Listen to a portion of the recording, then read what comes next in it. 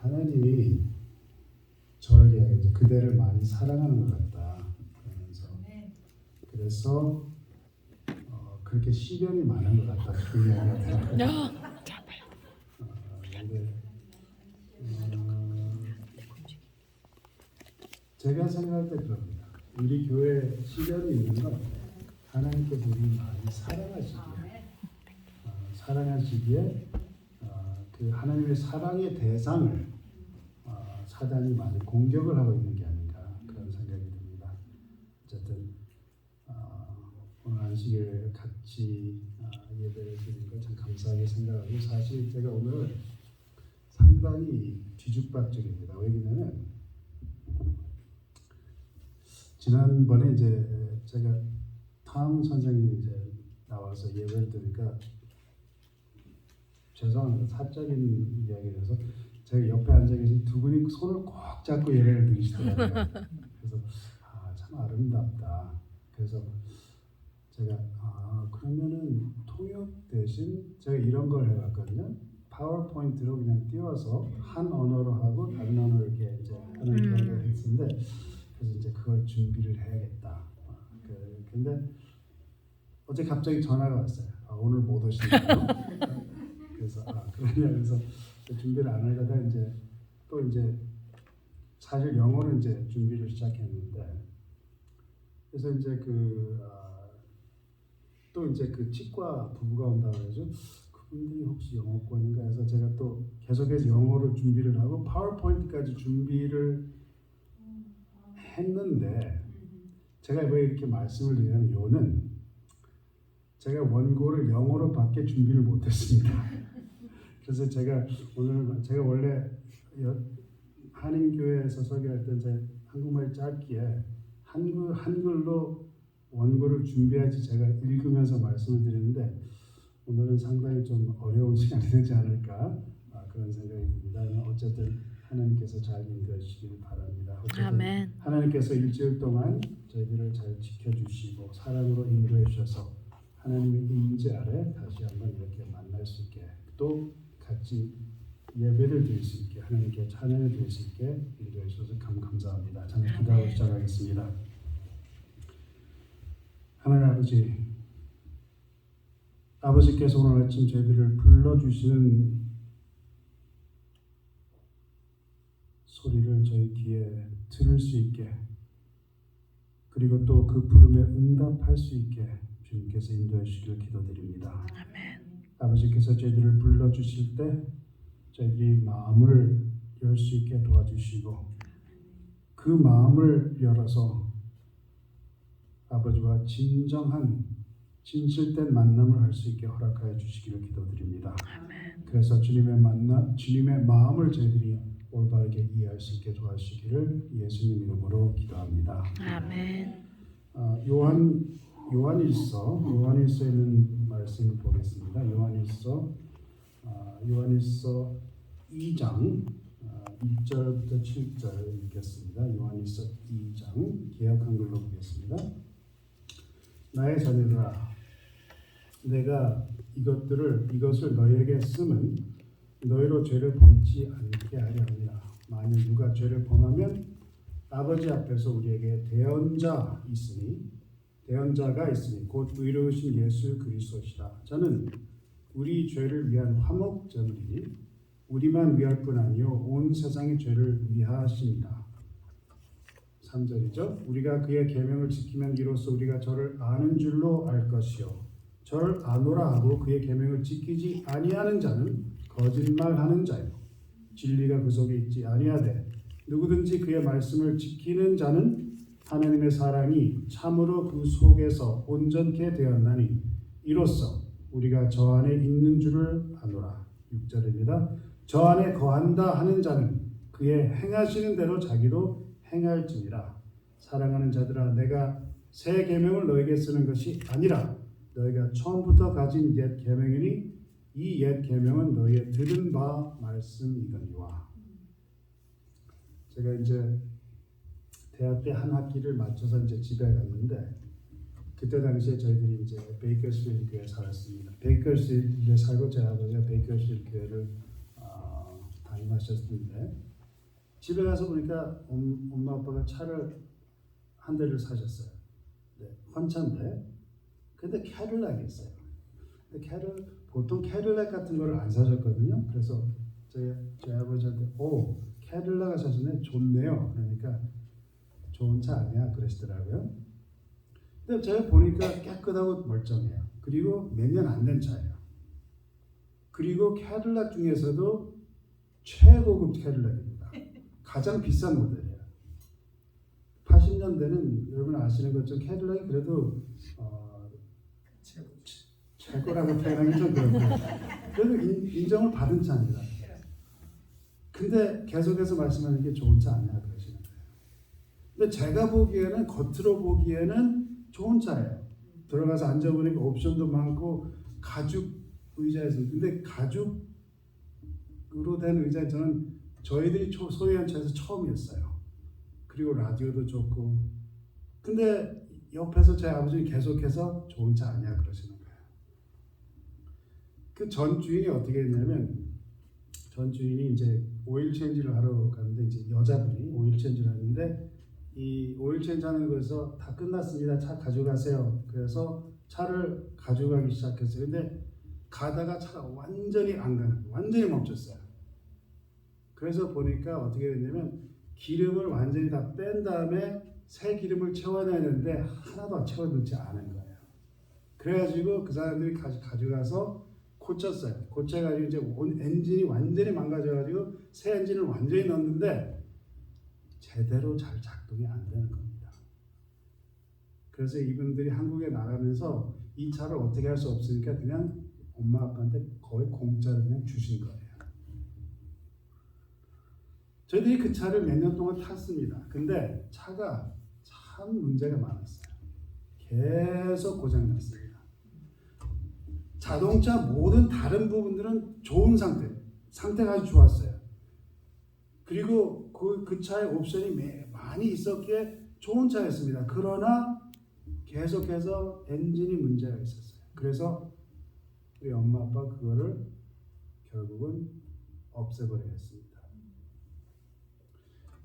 차가 좋은 차처럼 보이고 그냥 모든 게 다 있는 것처럼 보였지만 그러나 좋은 차는 아니었고 계속 고장이 났기 때문에 제가 그 의자, 그 가죽 의자에 앉아서 라디오를 크게 잘 들을 수 있지만 그러나 그거는 자동차였어요. 그리고 자동차의 기본적인 기능, 이렇게 운송을 하는 거는 빵점이었던 것입니다. 제가 오늘 아침에 샤워를 하고 왔어요. 샤워를 하고 왔는데 안식일 아침에 보통 우리가 다 샤워를 하죠. 샤워를 하신 걸로 제가 가져왔는데 샤워를 한 다음에 제 몸이 깨끗하게 느껴져요. 깨끗한 옷을 입습니다. 머리를 빗고 오면은 사람들이 볼 때 그래도 깨끗해 보인다 그렇게 이야기할 수 있어요. 근데 제가 때로는 그리스도인 생활을 하면서 제가 저희 어머니가 사셨던 그 헌차 캐딜락처럼 느낄 때가 많이 있습니다. 제가 가죽 의자가 있고 옵션이 여러 가지 있고 겉으로 보기에는 괜찮을 수 있지만 제가 제 안에 있는 엔진이 제대로 가동이 되는지 제가 그런 의문이 있을 때가 있어요. 밖에서 외부로 볼 땐 괜찮지만 내 안에서 제대로 모든 것이 기능을 하고 있는지 그리스도인들이 어떻게 작동을 해야 되나요? 그리스도인의 기본적인 기능이 무엇인가요? 제가 다시 요한일서를 가서 봅니다. 요한일서 2장을 보면 3절부터 보면 뭐라고 나오면 우리가 그의 계명을 지키면 이로써 우리가 저를 아는 줄로 알 것이요 저를 아노라고 그의 계명을 지키지 아니하는 자는 거짓말하는 자요 진리가 그 속에 있지 아니하되 누구든지 그의 말씀을 지키는 자는 하나님의 사랑이 참으로 그 속에 온전케 되었나니 이로써 저희가 저 안에 있는 줄로 아노라. 우리가 그의 계명을 지키면 그렇게 나왔어요. 3절 그의 계명을 지키면 이로써 저를 아는 줄로 알 것이요 그래서 여기서 보면은 기본적인 그리스도의 기능이 뭐냐 하면 그리스도로서 우리가 예수를 따라가는 자로서 하면서 우리가 뭐를 해야 된다고 그랬어요? 계명을 지키라고 그랬어요. 근데 우리 재림 교인들이 이 사상을 가지고 상당히 고전합니다. 이 구원에 대해서 우리가 참 많이 힘들어요. 때로는 신비스럽게 느껴져요. 뭐가 신비스러운 거냐면 내가 계명을 지키는가. 제가 성도님들 지금 제가 지금 질문을 드리잖아요. 여기서 말하는 하나님의 계명이 뭡니까 하면은 혼동이 되시는 분들이 분명히 있을 거라고 생각합니다. 내가 그리스도 안에서 기본적인 기능을 가지고 있나? 여기서 보면은 빛 안에 거하라 그랬어요. 빛 안에 거하라. 그리고 여기서 보면 하나님은 빛이고 그에게는 어두움이 조금도 없으시라고 이야기를 합니다. 요한일서 1장을 보면. 근데 제가 생활을 하면 어떤 느낌이 있어요? 여러분들 그리스도인 생활을 할 때 어떤 느낌이 있어요? 어둠이 있는 것 같아요? 없는 것 같아요? 있어요. 있는 것 같아요. 근데 여기서 보면은 우리가 하나님과 교제를 한다 하며 사귐이 있다 하면서 우리가 어둠에 거하면 우리가 뭐 한다 그랬어요? 요한일서 1장을 보면 우리가 뭐 한다 그래요? 거짓말을 하고 우리가 진리를 지키는 게 아니라고 이렇게 이야기합니다. 근데 제가 제 삶을 볼 때는 저는 어둠 속에 걸을 때가 많이 있는 것 같아요. 재림 교인들이 이걸 굉장히 힘들어합니다. 만약에 기본적인 기능, 그리스도인의 기본적인 기능이 하나님과 사귐이 있는 거라면, 그리고 그리스도를 따르는 그리스도인으로서 우리가 하나님과 사귐이 있어야 된다면, 요한일서 2장 6절을 보면은 저 안에 거한다 하는 자는 그의 행하신 대로 자기도 행할지니라 하면서, 요한복음 6장 38절에서 내가 하늘로서 내려온 것은 내 뜻을 행하려 함이 아니요 나를 보내신 이의 뜻을 행하려 함이니라 하면은 그 말은 무슨 말이에요? 우리가 성경 구절을 이렇게 연결해서 보면은 그러면 그리스도로서 우리가 하나님과 사귐이 있어야 된다 하는 그 말인데, 우리가 많이 생각할 때 구원에 대해서 이런 생각을 많이 하는 것 같아요. 재림 교인들은 특별히 어떤 기말고사 식으로 생각하는 것 같아요. 열심히 준비해서 턱걸이라도 해가지고 통과만 해서 하늘로 들어가면, 그런 생각이 많이 있어요. 우리가 통과를 해야 된다, 채점을 받아야 된다, 그런 생각이 참 많이 있습니다. 그렇게 되니까 기독교인 삶이 어때요? 스트레스가 참 많아요. 행복하고 기쁜 삶이 돼야 되는데 오히려 스트레스가 많은 삶이 되는 거예요. 왜냐하면 기말고사가 우리 앞에 항상 있는 것 같아요. 그런 느낌으로 살아가는 것 같아요. 제 아들이 한 번은 사진을 보는데 웃는 얼굴로 사진을 보면서 참 좋다 그랬죠. 왜 사진을 보냐니까 자기 시험이 미뤄졌다는 거예요. 미뤄지니까 기쁘다는 거예요. 우리가 기독교를, 그리스도인 삶을 어떤 방법, 어떤 길을, 어떤 과정으로 생각해서 우리가 이걸 통과해야 된다 생각을 하면 그거는 굉장히 스트레스를 많이 받는 삶입니다.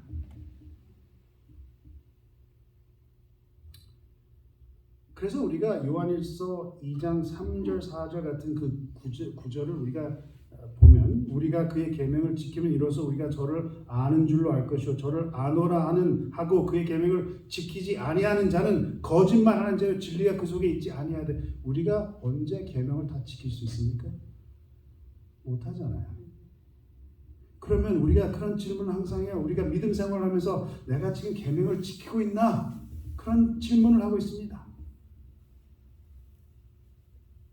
굉장히 힘든 고된 삶이에요. 요한은 그 저자로서 저희들에게 좀 이 흥미 있는 게 뭐냐면 이 견해가 좀 달라요. 제가 전에도 말씀을 드렸는데 신학의 많은 책들은 40년대, 50년대, 60년대 쓰여졌습니다. 특별히 이 바울 서신들은 60년대 끝나잖아요. 베드로도 60년대. 다 죽잖아요. 그죠? 40년대, 50년, 60년대. 근데 예수님께서 돌아가신 게 얼마나 됐어요? 30몇 년대 돌아가셨어요. 그죠? 그럼 한 10년 된다는 저희들이 여기 온 지 벌써 이제 3년이 다 됩니다. 10년 금방 가요. 40년대에서는 쓸 때는 그 어떤 그 조금 전에 있던 일처럼 쓰여지는 거예요. 그죠? 제가 지금도 산불에 대해서 이야기하면 여기 앉아 계신 몇 분과 저기 앉아 계신 대다수 분들은 지금도 마음속에서 이게 막 우러나오는 그런 말로 표현으로 이야기를 해요. 우리는 산불 이야기할 때 그냥 지나가는 이야기처럼 이야기해요. 다릅니다. 견해가. 근데 자, 요한의 글들은 80년, 90년대 쓰여졌어요.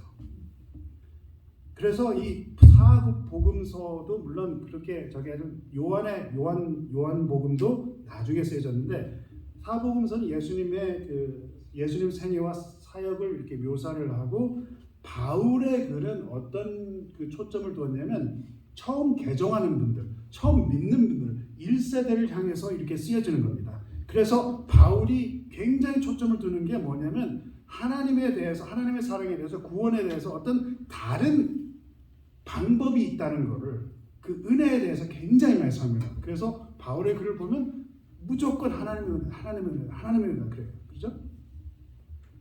그래서 바울의 글을 보면은 어떤 면에서 보면 새로 믿는 자들 아니면 새로 지금 믿음을 형성해서 나가는 어떤 무리를 향해서 쓰여졌는데 요한의 글은 좀 오래 믿는 사람들한테 지금 쓰여지는 겁니다.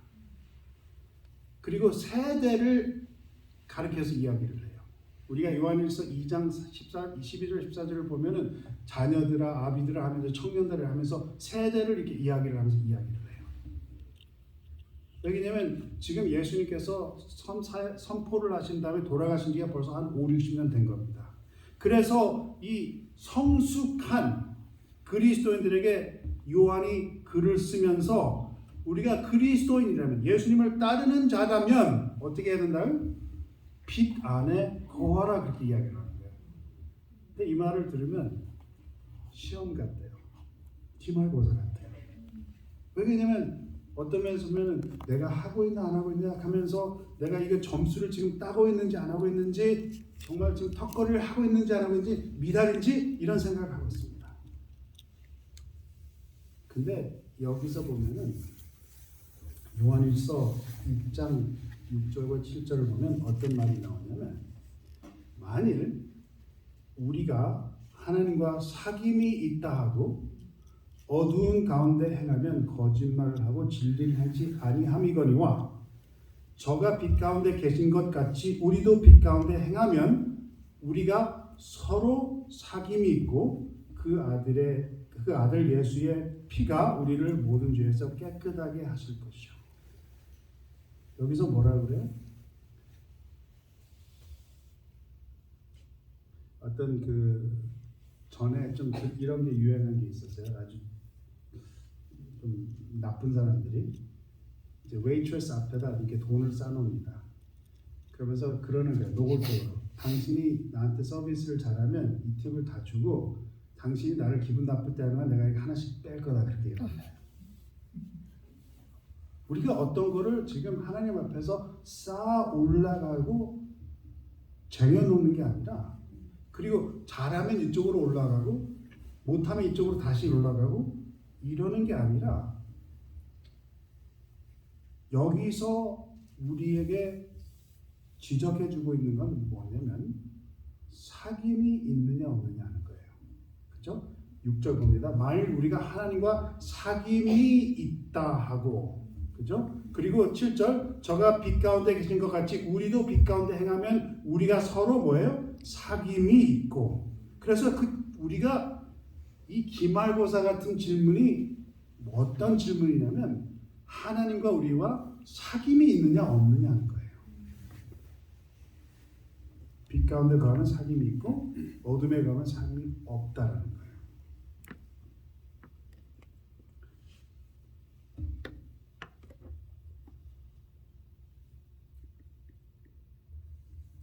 교회에 오면은 반가워서 이렇게 인사를 하지만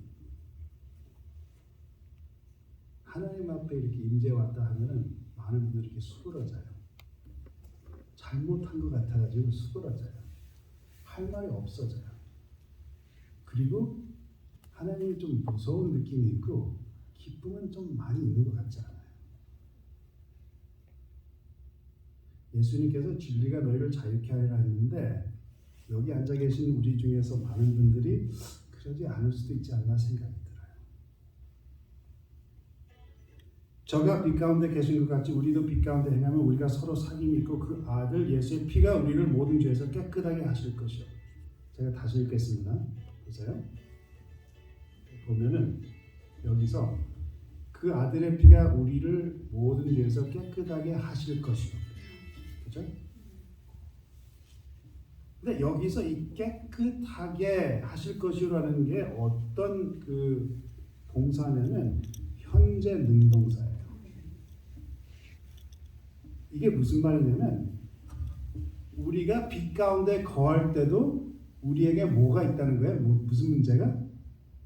죄의 문제가 있다는 걸 우리에게 이야기해 주고 있는 거예요. 이것이 우리가 그리스도인으로서 이 고전하는 거를 우리에게 지금 이야기해 주고 있는 거예요. 빛 안에 거하면서도 지금도 죄가 있다는 거예요.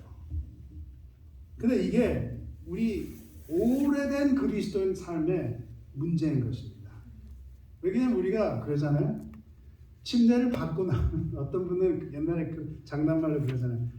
아, 왜 이렇게 안 나오셨습니까? 저는 물속에서 그냥 죽으면 하늘날 것 같아가지고 안 나오고 싶었습니다. 처음 침례를 받으면 그런 느낌이 있는 이제 내가 침례를 받았으니까 거룩해졌다. 근데 오래 살다 보니까 어때요? 계속해서 죄를 짓고 있는 겁니다.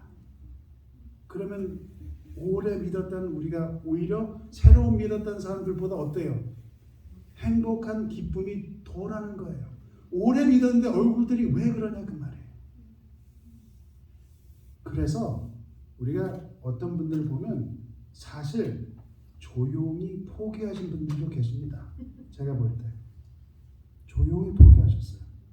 그냥 죄하고 같이 동행하면서 살아가야지 그런 생각이 있으세요. 내가 어떻게 해? 그래서 죄를 짓고 계속 살다가 안식일 되면은 샤워를 하고 교회를 나옵니다. 그러나 여기 앉아 있으면서 우리 안에 뭐가 있어요? 계속 우리 안에 논쟁이 있는 거예요. 그러면서 그렇게 살아가는 우리 자신을 어떻게 해요? 상당히 미워합니다. 만약에 우리가 이 구원이라는 것을 어떤 이런 쌓아가는 공으로 어떤 방법으로 방식으로 시험으로 생각하면 굉장히 힘든 삶이라 그 말이에요. 그리고 계속해서 노력하다가 어떻게 해요? 포기를 합니다. 이게 우리의 현실이하고 포기를 합니다.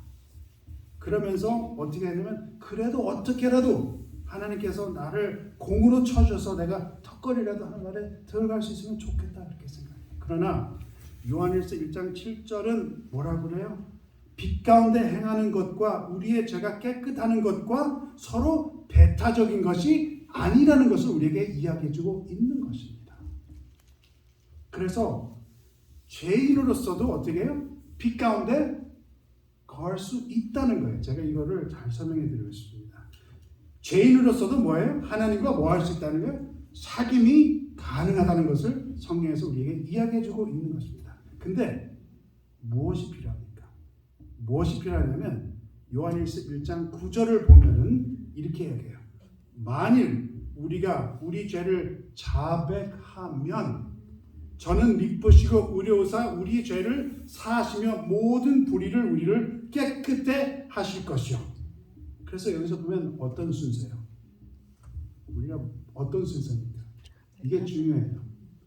빛 안에 거하는 계속해서 우리가 고백을 하면 그러면 하나님의 피가 우리를 계속해서 어떻게 해요? 현재 능동적으로 계속해서 정결케 해주겠다 이렇게 우리에게 약속해 주시는 거예요. 이 순서가 굉장히 중요합니다. 우리가 우리 자신을 먼저 의롭게 하고 빛 안에 거하는 게 아니라 우리가 빛 안에 거할 때 그러면서 우리가 고백을 자백을 할 때 그러면 하나님 예수님의 피가 우리를 정결케 한다. 깨끗게 해준다. 이렇게 말씀하시는 거예요. 히브리서 9장 22절이 제가 먼저 읽겠습니다. 히브리서 9장 22절. 율법을 쫓아 거의 모든 물건이 피로써 정결케 되나니 피 흘림이 없은즉 사함이 없느니라. 여러분 이거를 볼 때 생각해 보셨어요? 이 피 흘림에 대해서 여러분 기억하시죠? 이 이스라엘 백성들이 이 죄 사함을 받고 이 정결함을 받으려면 어떻게 했습니까? 동물의 피를 흘렸습니다. 그렇죠? 히브리서 9장 13절 염소와 황소의 피와 및 암황소의 죄로 부정한 자에게 뿌려 그 육체를 정결케 하여 거룩게 하거든. 여러분 생각해 보셨어요? 왜 피일까? 왜 물이 아니라 피일까? 여러분 한번 그 냄새를 한번 생각해 보시기 바랍니다. 저는 피 냄새가 굉장히 싫어요. 피 냄새가 굉장히 싫어요. 제가 생각하는 그 성소, 이스라엘 백성의 성소는 굉장히 저에게는 지저분한 것입니다. 그 특별히 큰 제사를 드릴 때, 예를 들어서 6월절이나 이런 걸 큰 행사를 걸을 때 거기에 황소하고 이 양들이 몇백 마리, 몇천 마리가 잡힌 줄 아세요? 상상이 안 되면 정말 피강이 흐르는 만큼 살육을 했습니다. 그리고 뭐를 해요? 기름은 누구 거라고 이야기합니까? 내 거다. 그래서 어떻게 하라고? 제단에 태우라고 합니다. 제 친구 하나가 제 친구가 한두 번 놀러 왔죠. 그 친구인데 그 친구가 간을 좋아해요. 간 요리. 저는 그 식당에 같이 가서 간 요리 냄새만 맡아도 저는 너무 싫어요. 왜 피었습니까? 그리고 이 지방 기름을 왜 태웠습니까? 그리고 제사장이 우슬초를 가지고 어떻게 했어요? 가서 피를 다 뿌리는 거예요. 다 뿌리는 거예요. 왜 피했습니까? 파리들이 얼마나 많이 먹겠어요? 상상해 보세요. 계속해서 뿌리면 그 냄새가 썩어가는 냄새가 얼마나 심했겠어요. 아마 그래서 분향단을 굉장히 세게 태워야 되지 않았나 생각이 들어요. 근데 이 피라는 이렇게 보기에는 더럽게 하는 냄새가 나는 피가 어떻게 정결합니까? 정결케 합니까? 우리 생각하는 거와 좀 다른 것 같아요. 왜냐하면 우리는 지금도 구원에 대해서 어떻게 생각하냐면 방법이다, 수단이다 이렇게 생각을 해요. 그래서 우리가 이 하늘나라에 가는 게 방법이기 때문에 어떤 길이기 때문에 동물을 죽여서 피를 뿌려서 그 다음에 그 우슬초를 가지고 이제 제사장이 이렇게 뿌릴 때 그런 어떤 그 방식으로 우리가 구원을 정결함을 받는다 그렇게 생각합니다. 어떤 요술처럼 근데 길은 맞아요. 근데 우리가 생각하는 길과 다릅니다. 왜냐하면 피 흘림은 우리가 생각하는 그 초점이 어쩌면 우리가 인간적으로 생각하면 이런 생각을 할 수 있어요. 하나님의 분을 녹이기 위해서 우리가 피를 흘려야 된다. 그런 생각을 할 수 있지만 근데 여기서 이 피의 기능은 뭐냐면 정결케 하는 건데 여기서 어떻게 하냐면은 히브리서 9장 7절을 보면 우리에게 힌트를 주는데 여기서 이런 말이 있습니다. 히브리서 9장 7절은 오직 둘째 장막은 뭐죠? 지성소예요. 둘째 장막은 대제사장이 홀로 1년 1차씩 들어가되 피 없이는 아니하나니 이 피는 자기와 백성의 허물을 위하여 드리는 것이다. 여기서 지성소에 들어갈 때 피 없이는 안 들어간다 그랬는데 뭐라 그래요? 이 피는 자기와 백성의 허물을 여기서 보면은 지금 누가 피가 필요합니까? 백성도 필요하지만 또 누가 필요해요? 대제사장도 필요한 거예요. 대제사장도 지금도 죄인이고 정결케 되지 못하고 깨끗하게 되지 못하기 때문에 어떻게 하는 거예요? 동물의 피를 가지고 바깥을 깨끗하게 해서, 그죠? 히브리서 9장 13절 염소와 황소의 피와 및 암송아지의 죄로 부정한 자에게 뿌려 그 육체를 정결케 하여 거룩케 하거든. 지금 어떤 과정을 지금 대제사장이 겪는 겁니까? 외부를 정결케 하는 지금 예식을 하고 있는 거예요. 그래서 그 깨끗함을 받은 다음에 대제사장이 할 수 있는 게 뭐예요? 오직 그렇게 그 방법을 지나야지만이 뭐가 가능한데, 그게 뭐예요? 1년에 한 번 한 차례 뭐를 하는 겁니까? 하나님의 임재 앞에 가는 것입니다.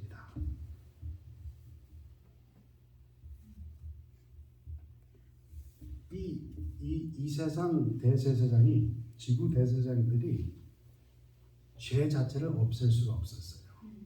왜냐면 우리가 히브리서를 보면 이렇게 해서 하는 거는 외부만, 육체만 정결케 한다고 했어요. 그래서 우리가 이 히브리서 10장 11절 14절을 보면 제사장마다 매일 서서 섬기며 자주 뭐라 그래요? 같은 제사를 드리되. 왜? 죄인이니까. 반복하는 죄인이니까. 무슨 말인지 아시겠죠? 자주 같은 제사를 드리되 이 제사는 언제든지 죄를 없게 하지 못하거니와 오직 그리스도는 죄를 위하여 한 영원한 제사를 드리시고 하나님 우편에 앉으사 그 후에 자기 원수들로 자기 발등상이 되게 하실 때까지 기다리시나니 저가 한 제물로 거룩하게 된 자들을 영원히 온전케 하셨느니라. 아멘.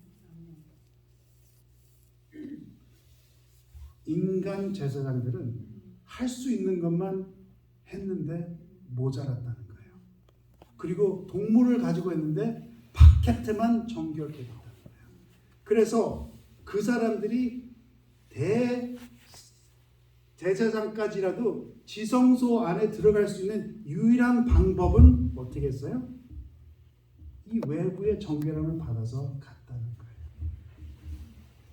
근데 예수님께서 한 제물로 거룩하게 된 자를 영원히 온전케 하시느니라 하면서 히브리서 10장 19절에 뭐라 그러냐면 그러므로 형제들아 우리가 예수의 피를 힘입어 성소에 들어갈 담력을 얻었나니.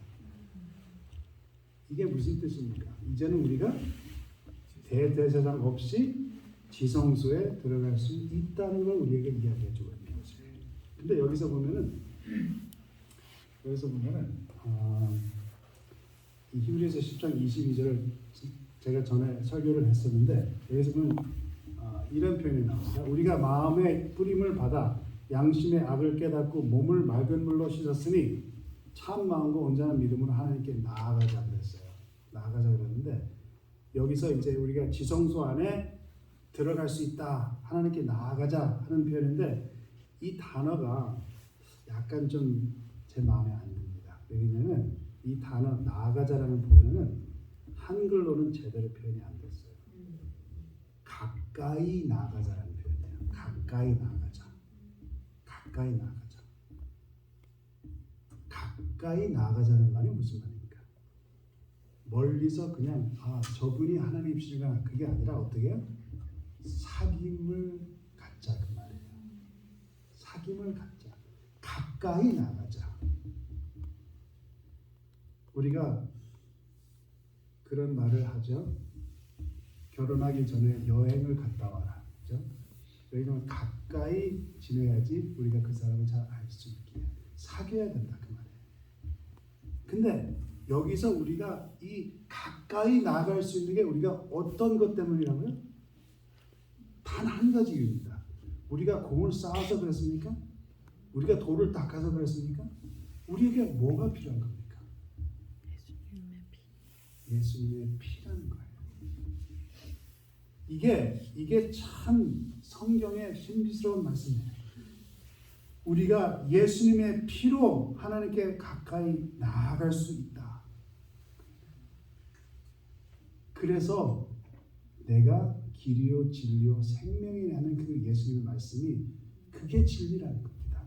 우리가 피가 왜 깨끗하게 하고 왜 정결케 하냐면 우리가 하나님의 임재 아래 가서 거기서 하나님과 사귀면서 하나님의 우리가 우리의 죄를 자백하게 될 때 하나님께서 우리를 정결케 해주시고 깨끗해 해주시는 그 길밖에 없다는 것을 우리에게 이야기해주고 있는 것이에요. 23절을 보면은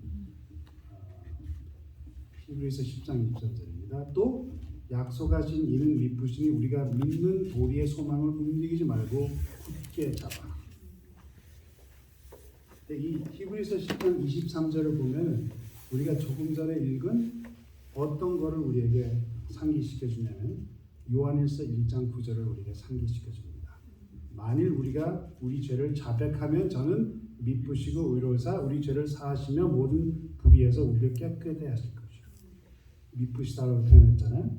그래서 요한일서 1장 19절은 우리 죄를 자백하면 그렇고 히브리서 10장 23절은 우리가 믿는 도리의 소망을 움직이지 말고 굳게 잡아. 여기서 보면은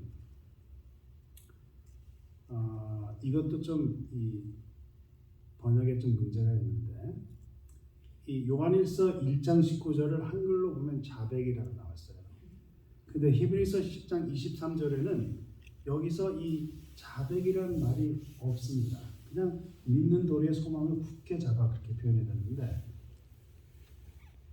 그래서 도리라고 하면 여기서 우리가 어떤 방법, 길, 도를 닦는 걸로 이렇게 표현했는데 약간 다른 표현인 것 같은데 사실 원래 헬라어로 보면 자백하고 이 도리하고 같은 말입니다. 같은 단어예요. 여러분 놀랍지 않아요? 그 말은 무슨 말이냐면 요한일서 1장 9절에 죄를 자백하면이라는 이 자백이라는 단어와 히브리서 10장 23절에 우리가 믿는 도리의 소망을 굳게 잡는다는 이 도리하는 단어는 같은 어원의 단어인데 그러면 우리가 우리 죄를 자백하면 저는 미쁘시고 의로우사 또 약속하신 이는 미쁘시니 우리가 믿는 소망을 굳게 잡는다는 말이 여기서 우리에게 믿는 도리라는 말은 잘 생각해 보세요. 믿는 도리라는 말은 어떤 말이냐면 우리의 죄를 뭐 한다는 거예요? 자백한다는 거예요. 여러분 성경이 지금 우리에게 말씀해 주게 있는 게 뭡니까? 예수 그리스도의 피로 인해서 우리가 하나님 앞에 이제 가까이 나아갈 수 있는데 거기서 우리에게 믿는 도리를 주셨어요. 그게 뭐냐면 단지 뭐예요? 죄를 자백하는 것밖에 없다는 거예요.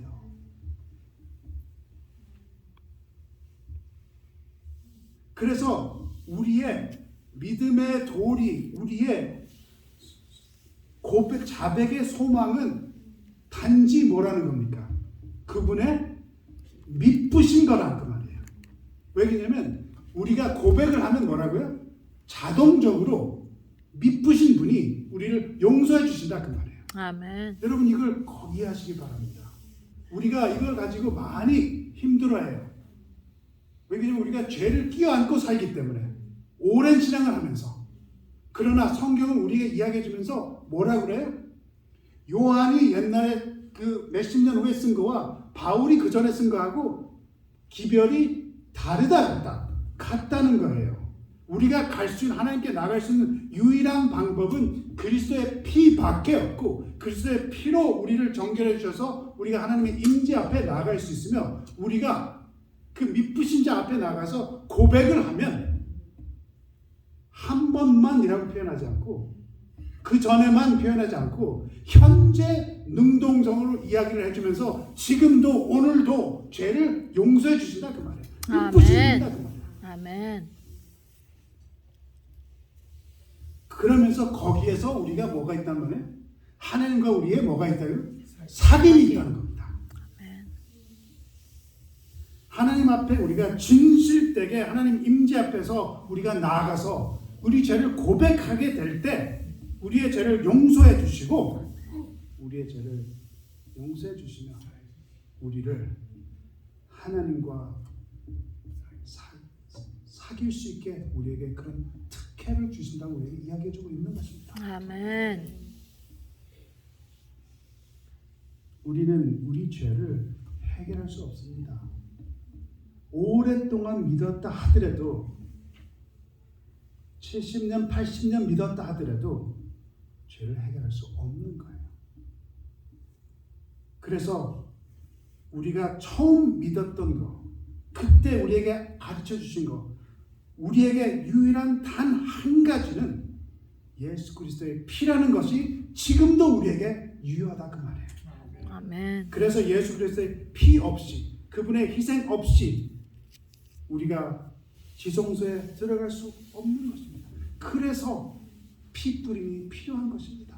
아멘. 예수 그리스도께서 우리를 대신 위해서 돌아가시면서 하나님께서 예수님의 피를 그 앞에 보실 때, 그래, 네가 내 아들의 피를 뿌려서 들어왔기 때문에 내가 너를 내 아들로 쳐주겠다, 내 딸로 쳐주겠다 하는 그 은혜가, 그것이 우리의 하나님과의 사귐의 바탕이 되고 시작이 돼서, 그래서 우리가 매일 아침에 그분에게 나아가서 하나님과 진정하게 정직하게 죄를 고백하면서 매일 죄를 고백할 때 하나님께서는 성경을 통해서 날마다 자비하시니라고 표현하셨습니다. 아멘. 날마다 자비하시니.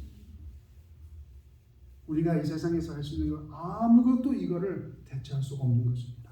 길도 없고 방법도 없고 도리도 없고 공의도 쌓아갈 수 없는 것이고, 단지 예수 그리스도의 피, 그리고 그 피를 통해서 하나님과 우리가 사귈 수 있는 그 유일한 방법밖에 없다는 것입니다. 그래서 우리에게 남은 것은 이제 뭐예요? 빛 안에 거하는 것이에요. 그래서 빛 안에 거할 수 있는 유일한 방법이 뭐예요? 하나님 앞에 나아가서 죄를 자백하게 될 때, 그게 우리의 믿음의 도리의 소망이라는 것을 성경은 우리에게 가르치고 주고 있는 것입니다. 아멘. 그거를 어떻게 하셔야 된다고요? 매일 하셔야 돼요. 실망하시지 않고, 사단이 옆에서 귓속삭 사귀면서 죄인인 너는 포기해야 돼 할 때도 아침에 무릎을 꿇고 하나님 앞에 죄를 고백하면서 자백하시면서 아멘. 용서를 구하실 때 그분은 미쁘시고 자비로우신 분이라는 것을 기억하시기 바랍니다. 아멘. 그리고 빛 안에 거하는 건 아주 가장 단순한 거예요. 요한일서 2장 10절을 보겠습니다. 요한일서 2장 10절. 그의 형제를 사랑하는 자는 뭐예요? 빛 가운데 거하여 자기 속에 거리낌이 없으나. 히브리서 10장 24절. 그런 사람들은 뭐예요? 서로 돌아보아 사랑과 선행을 격려하며. 우리가 필요한 것은 단지 사랑인 것입니다. 아멘. 우리가 구원을 얻을 수 있는 게 아니라 우리의 하나님과 사귄다는 것을 남들에게 유일하게 보여줄 수 있는 한 가지는 남들에게 사랑을 전하는 것이라고 우리의 성경은 이야기해주고 있습니다. 우리 구원은 항상 예수 그리스도의 피로 시작하고 끝까지 예수 그리스도의 피로서만 가능하고, 예수 그리스도의 피로서 우리가 하나님과 사귐을 하면서 우리가 그 정직한 사귐을 시작할 때, 자백을 하면 시작할 때 하나님께서 우리를 완전히 용서해 주신다 하면서 그 용서받은 우리라 나아가서 이웃을 사랑으로 대해야 된다 하는 것이 바로 그리스도의 삶의 기본적인 기능이라는 것을 우리에게 이야기해주고 있는 것입니다. 아멘. 제가 바나나 우유를 참 좋아했어요. 바나나 우유 아세요? 아세요? 바나나 우유 참 좋아했는데, 제가 이제 저희 아버지가 나갔을 때 이제 병원에 있는데, 병원 밑에 가면 이제 가게가 있는데 거기에 이제 아침마다 가면 바나나 우유를 살 수 있어요. 하루는 바나나 우유가 떨어졌습니다. 그래서 제가 많이 실망을 했는데,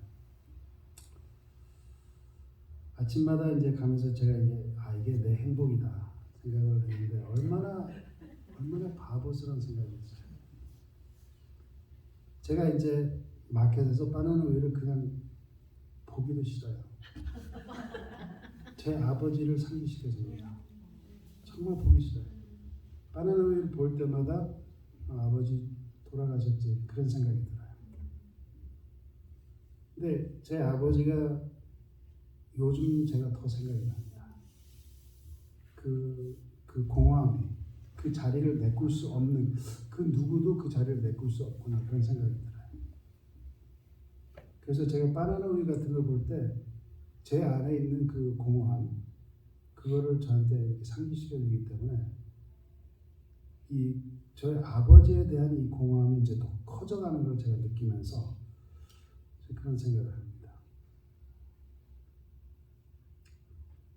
제가 생각할 때 하나님과 진정한 사귐이 없는 그리스도인 삶, 정말 하나님의 임재한 지성소에 들어 예수 그리스도의 피를 정말 받아서 예수 그리스도의 피 때문에 내가 하나님의 임재 앞에 내가 감히 나갈 수 있다 하는 그 임재함 앞에 들어가 그런 사귐이 없이는 제가 보기에 우리 그리스도인 삶에서 항상 공허함이 있을 거라고 생각합니다.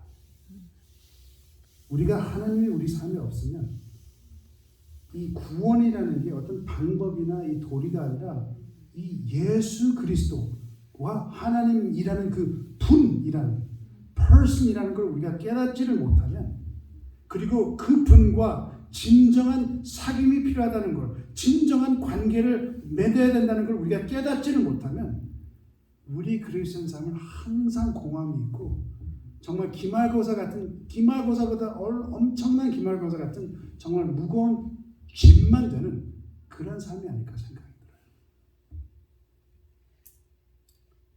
길이 있습니다. 믿음의 도리가 있습니다. 그러나 그거는 하나님의 임재 앞에 가서 그 길이신 예수 그리스도의 피를 통해서 가서 죄를 자백하면서 하나님의 용서를 받으면서 진정한 용서를 받은 그 기쁨을 가지고 우리가 이웃을 사랑으로 대할 때 그것이 진정한 그리스도의 삶이라는 것을 성경은 우리에게 이야기해주고 있는 것입니다. 아멘.